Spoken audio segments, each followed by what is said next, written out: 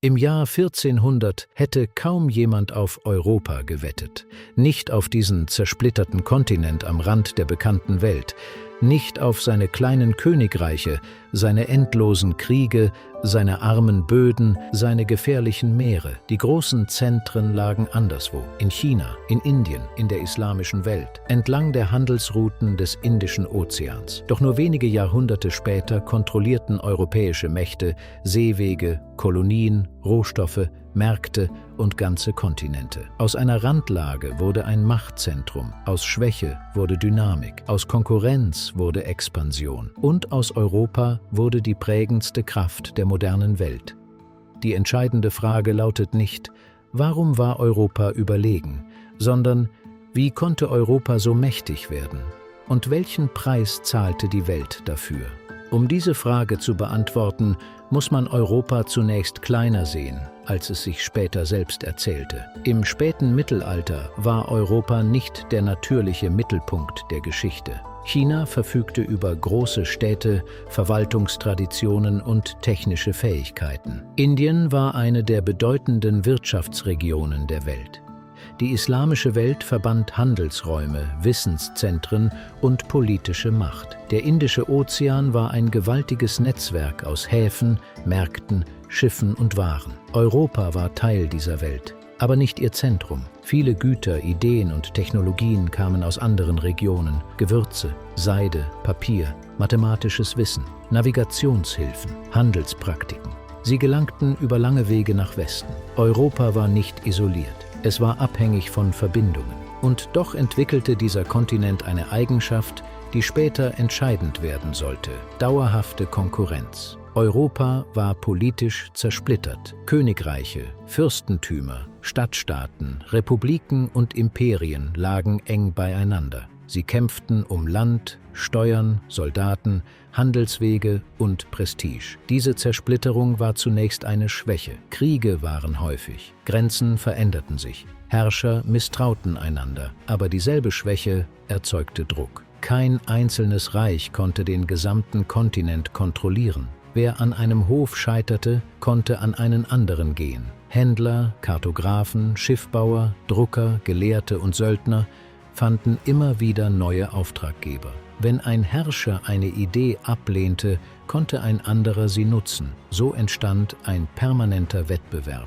Staaten mussten besser verwalten. Sie mussten Steuern eintreiben, Kredite organisieren, Schiffe bauen, Kanonen verbessern, Karten genauer zeichnen. Europa war nicht friedlicher als andere Regionen, aber seine Rivalitäten erzeugten eine dauernde Suche nach Vorteilen. Dann verschob sich die Welt nach Westen. Im 15. Jahrhundert begannen Portugal und Spanien neue Seewege zu erschließen. Der Atlantik, lange eine gefährliche Randzone Europas, wurde plötzlich zum Tor in eine neue Welt. 1492 erreichte Kolumbus die Amerikas. 1498 gelang Vasco da Gama der Seeweg nach Indien um Afrika herum. Diese Routen waren mehr als Entdeckungen. Sie veränderten die Struktur der Weltwirtschaft. Spanien und Portugal bauten Kolonialreiche auf. Später folgten die Niederlande, England und Frankreich. Aus Küstenstaaten wurden Seemächte, aus Handelsfahrten wurden Imperien, aus Häfen wurden globale Knotenpunkte. Der Atlantik brachte Silber, Zucker, Tabak, Baumwolle und andere Waren nach Europa. Er brachte neue Märkte, neue Profite und neue Finanzformen. Handelskompanien, Börsen, Versicherungen, Banken und staatlich gestützte Monopole wurden zu Werkzeugen globaler Macht. Doch diese Expansion war nicht nur Handel, sie war auch Gewalt. In Amerika wurden indigene Gesellschaften zerstört, verdrängt oder unterworfen. Plantagenwirtschaft beruhte auf Zwangsarbeit. Millionen Afrikanerinnen und Afrikaner wurden versklavt und über den Atlantik verschleppt. Kolonialismus war nicht nur eine Folge europäischer Macht, er war auch ein Motor dieser Macht. Europa nutzte nicht nur seine eigenen Ressourcen, es griff auf Land, Arbeitskraft, Edelmetalle, Rohstoffe und Märkte anderer Kontinente zu.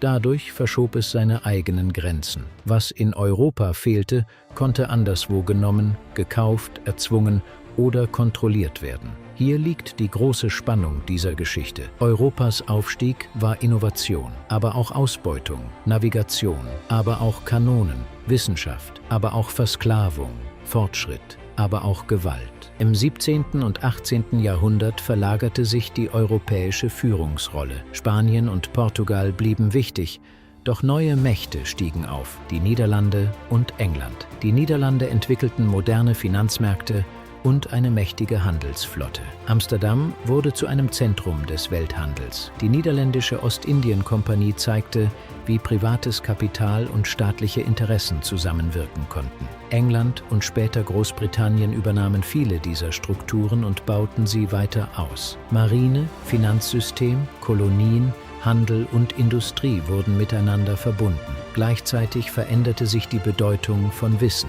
Kartographie, Astronomie, Mechanik, Druckkultur, Ingenieurwesen. Dieses Wissen wurde nicht nur in Büchern gesammelt, es wurde praktisch genutzt. Bessere Navigation bedeutete bessere Kontrolle über Seewege. Bessere Artillerie bedeutete militärische Überlegenheit. Bessere Verwaltung bedeutete mehr Einnahmen für Krieg, Handel und Expansion. Wissen wurde Macht, aber nur, weil es in Schiffe, Waffen, Institutionen, Fabriken und Handelsnetze übersetzt wurde. Der entscheidende Beschleuniger kam aus der Erde: Kohle. In Großbritannien lagen wichtige Kohlevorkommen vergleichsweise günstig zu Industriezentren und Transportwegen. Zugleich waren Löhne dort relativ hoch. Das machte Maschinen attraktiv, die menschliche Arbeit ersetzen konnten. Wenn Arbeit teuer und energiebillig ist, lohnt sich technische Innovation besonders. So entstand im 18. Jahrhundert in Großbritannien eine neue Wirtschaftsweise: Dampfmaschinen,